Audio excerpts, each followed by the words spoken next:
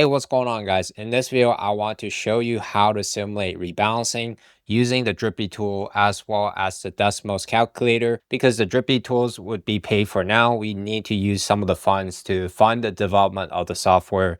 And I wanted to make this follow-up video because there's a question here asking me about how to rebalance a crypto to crypto pair with minimal impermanent loss using the Desmos calculator, right? So he's saying that my current problem is I was in a very wide Sol to Hype pool, but then Hype has outperformed Sol, so he's out of range. And then he's wondering how much Hype he'd need to add to be able to rebalance with zero impermanent loss, or if it's even worth rebalancing, or if he should just take his Sol out and do something else with it. And the reason why I want to show you the Desmos tool is if you can't afford Drippy, then that's like the best tool to simulate your performance, right?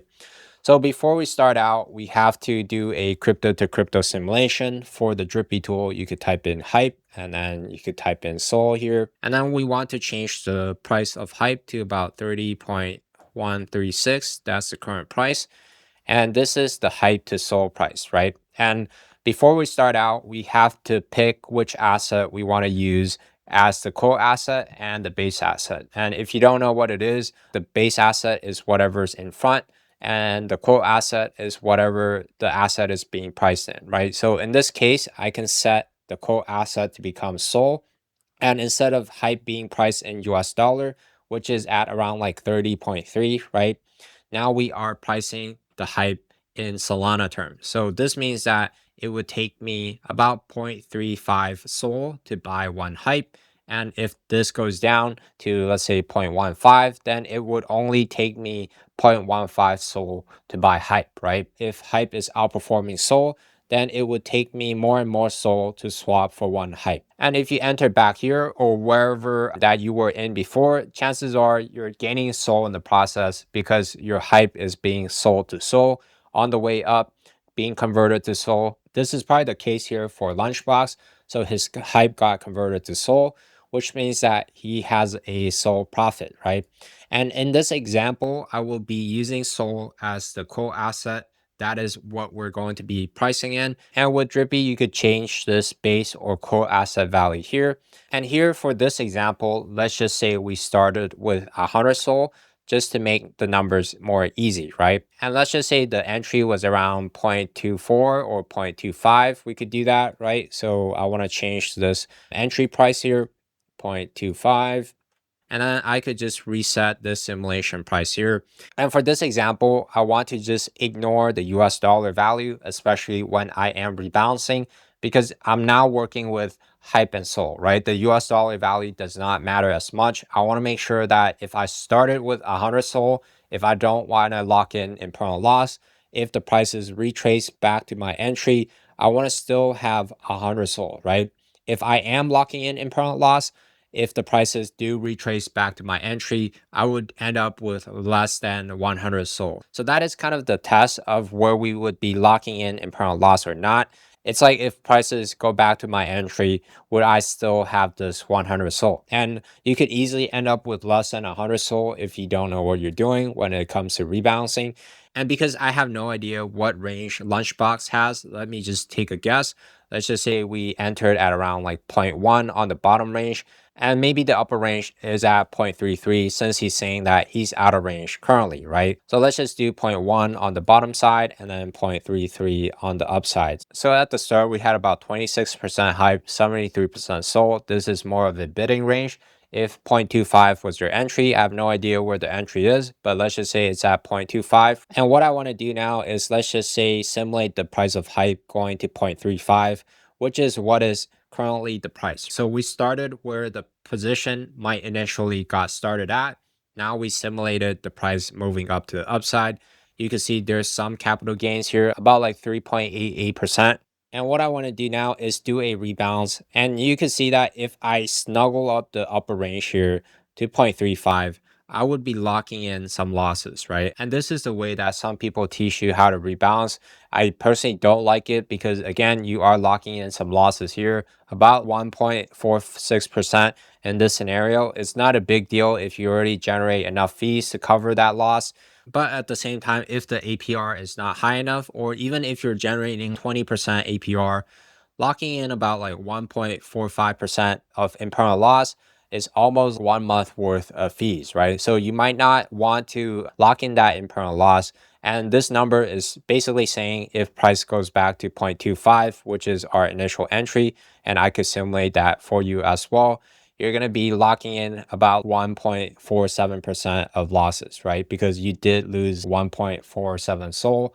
And this does not include the APR estimation. Again, if you already generated, let's say 5 SOL, then locking in this losses is less painful, but I personally don't like to lock in losses. So there's a couple options here. I want to kind of extend the bottom range a little bit, let's say 0.08. You could see the locked IL number would drop. I could drop it to 0.07, 0.05, 0.04, and then finally this number turns positive, right? So if I want to have zero internal loss locking, then that is the whole process that I need to go through, assuming that you don't add additional capital. And even if you are adding new capital, you kind of want to move down the lower range a little bit to make sure that you're getting the better conversion rate depending on where you get out of range at. And if you don't know, then just set the new range to 0 for the new min, and then add whatever new capital that you need to actually pair the upper range. Because if I move the upper range to, let's say, zero point 0.4 or 0.45, what you would notice is that I would need some fresh hype here to pair if I am adding an upper buffer here. It's not a big deal if you are already holding some hype, but in this scenario, you will be locking in some losses if you do that type of rebalance to kind of chase the range a little bit. And if you're actually buying hype with whatever SOL you hold on the side in this scenario, right? Or if you're using US dollar value, the SOL value of the hype you bought at the top would drop as this charts drop. And that's something to keep in mind. But basically, I could bump this up a little bit less if I want to have less of an impermanent loss lock, right? You can see I could bump it to 0.39 and then have a new min range at 0. And then I could choose to rebalance when prices do retrace back as well to make sure that I get a higher fee here if I do that. The situation is a little bit more complex depending on what you actually use to swap in and out. And I don't know the exact range that you use, so I'm not like 100% sure if that would be the best way forward, right? And I can show you the same simulation process with the Desmos calculator as well. What I want to do is I want to start with 100 SOL, right? That is like kind of my initial investment if I'm thinking in SOL terms. And let's just say we go back to the first initial position here, copy the information over. The hype to sold price is 0.25 at entry, right? So I want to change that to price now, price deposit 0.25. And then we had this zero point 0.1 to 0.33 max range here. So zero point 0.1 on the lower range and 0.33 on the upper range. And what I want to do now is set the X and Y axis. The X axis is this hype to sold price. So maybe it's 0 to 1. I could do that. And then for the y-axis, it's the SOL value. I could do 0 to 150, and then I could adjust the chart, right? If you want to adjust the chart, just hold shift and adjust. Here we're going to be able to run our simulation. So let me just save this hype to SOL. The whole process is a little bit more complex using this Desmos calculator, but let's run through it, right? If prices do pop to, let's say, 0.35, which it is currently trading at right now, then you are left with this 103.88224 here. And again, this is what the drippy tool would be outputting, right? To say you want to execute a new rebalance, I could duplicate this here, and then I could rename this rebalance and save. So what I want to do now is go to this initial position, and wherever you are, you want to take this SOL value, right? Copy it, and you want to change this value deposit, because if we are depositing right now at this 0.35 mark, then this is what your position would be worth given that if you had this initial condition. And if you had a different condition, then you want to set your exact scenario up, and then you want to copy this whole process. Just run through it step by step of what I'm doing, right? You might need to like watch this a couple of times, but basically value deposit here.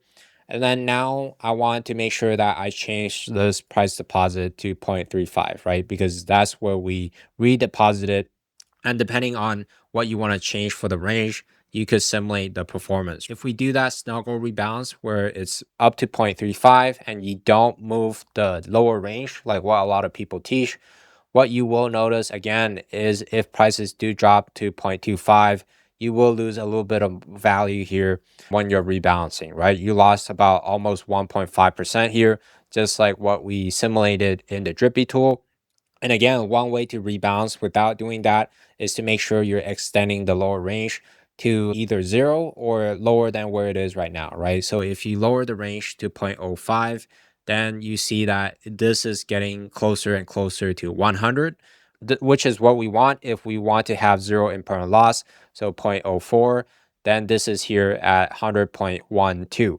We actually gain a little bit of value when price is drawn down again. And you can actually make money when we're rebalancing. And a lot of people actually don't know that depending on how you set the ranges. I'll make a video later on to show you how you could actually make money when rebalancing. And because people don't know these concepts, then a lot of people don't know how to do it. That could be the new lower range, right? And then what I want to do now is set the price back up to 0.35. But what if I want to be in range right away? I want to add some additional hype to the LP.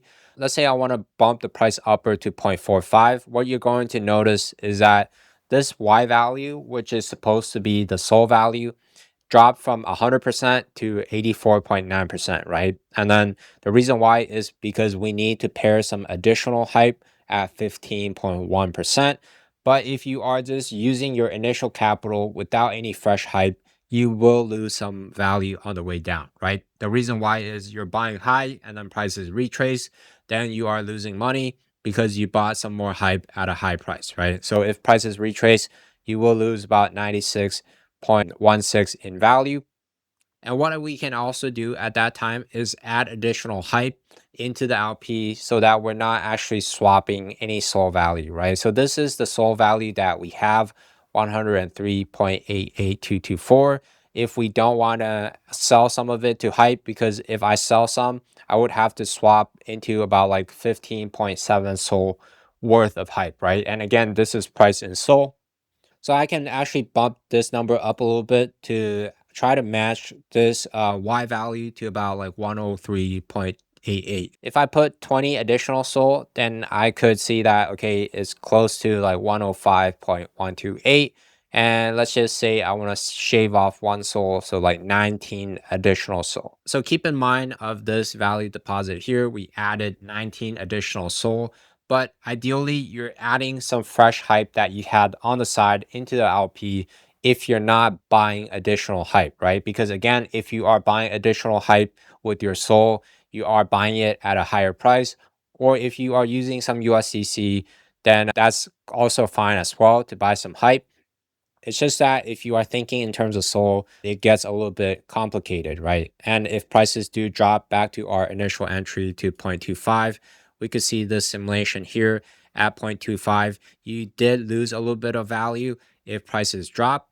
Because if you didn't, this would show like 119 SOL, right? Because again, we added 19 SOL on top of our initial 100 SOL investment to either like buy some hype or using additional hype on the side. And if you're using additional hype on the side, it's not as bad because you might not really care that much about the SOL P&L, right? But in this scenario, if we want to lock in the least amount of losses, we want to actually lower this lower range all the way to zero. And then you can see that it's still slightly below 119, but it's much closer. It's only about like 2 to 3% of difference there in that 119. So you can still do that, but the best time to do it is like before you get out of range if you are doing that type of rebalance. And this is actually the follow-up video to this Are You Locking in Impermanent Loss When Rebalancing video here.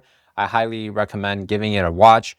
But basically, that's the whole process when we're actually trying to rebalance an LP. And again, you don't have to add additional capital if you don't want to. You could just do a rebalance like this where, okay, if you are dragging the upper range, you want to make sure that you are dragging the lower range as well. Otherwise, you will be locking in some losses. So if I, let's say, do that snuggle up to 0.35, I want to make sure that I drag down the lower range, right? And sometimes if you do it properly, you could even gain some value if prices retrace.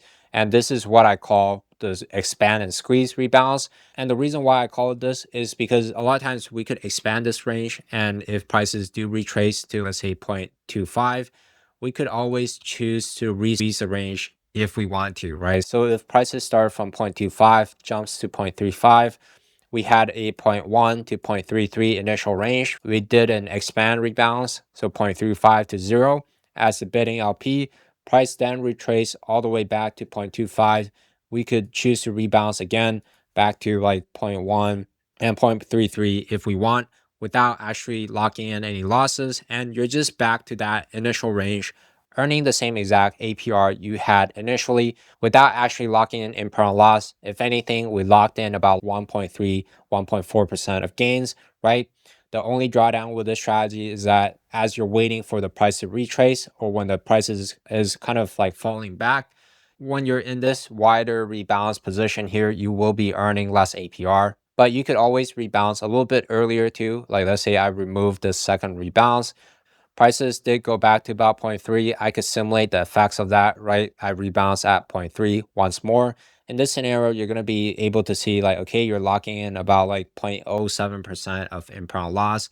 You could do that if this is not a big deal and you earn enough fees to offset the losses, then that is a decision that you could make. But one of the best ways to do it is you kind of want to wait a little bit for the prices to bounce back before we go back to this initial tighter range, right? And if you want to learn more about rebalancing, just let me know down below and I'll be happy to answer you or make a video on it if I think that it's going to help other people out. And if you want to get access to the tools that we build, the online lessons, and the community that we have, then be sure to sign up for our waitlist. Then go ahead and visit our website. Maybe by the time I post this, we're already live and you can sign up for it.